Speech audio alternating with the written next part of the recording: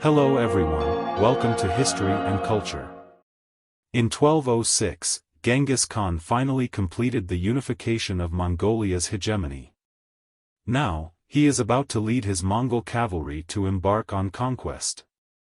The first opponent is the Jin dynasty, which has oppressed Mongolia for many years and is the first obstacle on Mongolia's journey to dominate the world.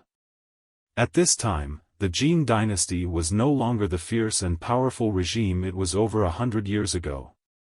After moving south to the Central Plains for a long time, the prosperous North China had already worn away the sharpness of the Jurchen people, who were once considered invincible. However, they had not completely lost their minds. The rulers of the Jin dynasty, seeing the menacing Mongols, suddenly thought of themselves 100 years ago and the fate of the Liao dynasty, making the Jurchen people shiver in fear. In 1210, the arrogant Genghis Khan officially cut off tribute to the Jin dynasty and, in the following February, swore to march, beginning the revenge against the Jin. Although the Jin dynasty's population was tens of times that of the Mongols, and the Jurchen people were known for their bravery, they were surprised to find themselves trapped in a strange situation where an agricultural civilization faced a nomadic one. Having accustomed themselves to a comfortable life, the Jurchen people could no longer ride horses or wield bows. The Jin dynasty even rebuilt the Great Wall, preparing to use it as a defense against Mongol raids. This was a great irony. However, such a strategy not only wasted resources and morale but also proved useless against the mobile and fierce Mongol cavalry. The Mongols advanced like a raging tide, sweeping through the northern borders. In order to defend their capital, the Jin dynasty was forced to abandon the walls of Huan, Chang, and Fu, three prefectures, attempting to construct defenses along the mountain terrain. This mountain was the Wild Fox Ridge. Although it was a prudent move, surrendering three prosperous prefectures to the Mongols not only provided them with a way out but also relieved them of any concerns about their rear.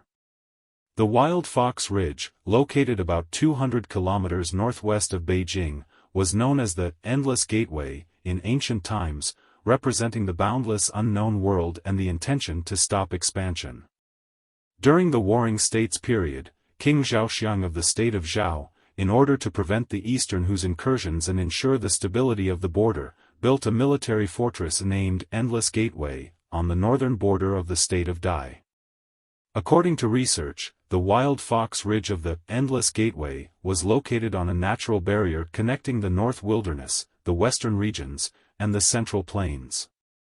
Seizing the opportunity after sweeping through the three prefectures, Genghis Khan advanced towards the Wild Fox Ridge. Although the Jin dynasty was in decline, it was still a mighty empire, mobilizing 450,000 mobile troops to defend the Wild Fox Ridge. This was almost the entirety of the Jin dynasty's elite forces, while the Mongols had only 100,000 troops. The Jin army's commander-in-chief, Wanyan Chengyu, deployed troops to guard every strategic pass and terrain, but by doing so, he dispersed his forces, leaving hidden dangers for future failures. Despite the advantage of terrain in mountain warfare, the Jin army's dispersal of forces made communication between commanders and troop support slow and inefficient. While it could enhance the defensive capability of the army, it also rendered the Mongol cavalry useless. However, as mentioned earlier, the dispersion of forces weakened their effectiveness. If the enemy broke through one area, the rest of their forces would essentially be idle, making it an unfavorable location for a large-scale decisive battle.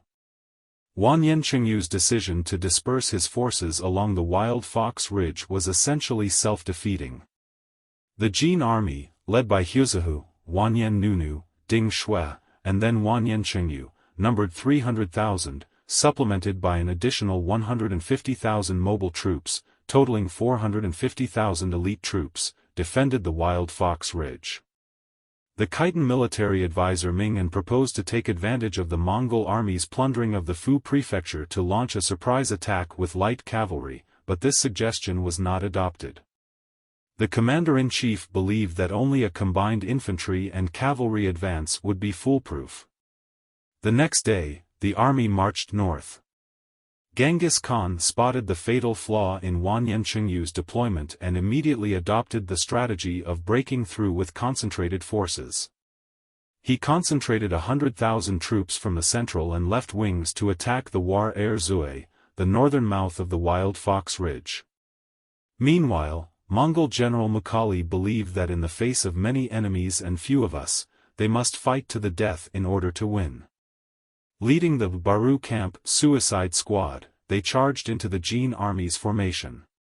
In Mongolian, Baru translates to slave, so the so-called Baru Camp was similar to a death row convict squad. If they achieved military merits, they could redeem their crimes, even if they died on the battlefield. Genghis Khan, riding his horse and holding a spear, said to his subordinates, "The Jin dynasty is indeed a great empire. Today, it seems that their reputation is not unfounded. They have a total of 450,000 troops, while we only have 100,000. If we launch a full-scale attack, each of us will face the attack of 4 of their troops. It seems that their method of gathering many against few is very effective, but I am not fooled by it. I will only concentrate our forces to attack their central army. This is one troop against another. If we still cannot win this way, then we are nothing but emaciated horses, lame sheep, and sick camels." The soldiers were all inspired and filled with hot blood. The entire Wild Fox Ridge seemed to be overturned by their shouts. Genghis Khan stared at the Wild Fox Ridge, shouting loudly, "Today, either I lie on the Wild Fox Ridge and let future generations avenge me, or I cross the Wild Fox Ridge and let future generations remember my name." Due to the dangerous terrain, all Mongol troops fought on foot. With their high morale and sharpness, they defeated the Jin army decisively. The force led by Mukhali charged directly towards the central command of Wang Yanqingyu. Genghis Khan led the central army to follow, engaging in continuous fighting. At this point, Wang Yanqingyu had lost his ability to command the military. Most of his troops were dispersed throughout the various mountain passes of the Wild Fox Ridge, unable to coordinate or support each other. As the front line collapsed like a landslide, the Mongols advanced rapidly and fiercely, forcing Wang Yanqingyu to flee towards Xuanfu. The fate of the commander-in-chief was unknown, and even with a large army, it was useless. The morale of the Jin army was shattered, and they fled one after another, pursued by the Mongols who slaughtered them for miles. Bodies covered the fields, and the Mongol army continued to pursue, with corpses lining the roads for miles. At that time, Wang Yanqingyu still had several thousand men. When he reached Huahe Fortress, he finally regrouped tens of thousands of troops, but before he could catch his breath, Genghis Khan led his pursuing troops. The final decisive battle took place at this Huahe Fortress. After besieging and fighting for 3 days, the Jin army lost its last resistance. Genghis Khan led 3,000 elite cavalry to break into the enemy's formation, and then tens of thousands of Mongolian troops launched a full-scale attack on the Jin army, finally breaking through the Jin dynasty's last defense line. Covered in blood, Wang Yanqingyu fled alone. From then on, the central mobile forces of the Jin dynasty ceased to exist, and the central plains became a slaughterhouse for the Mongols.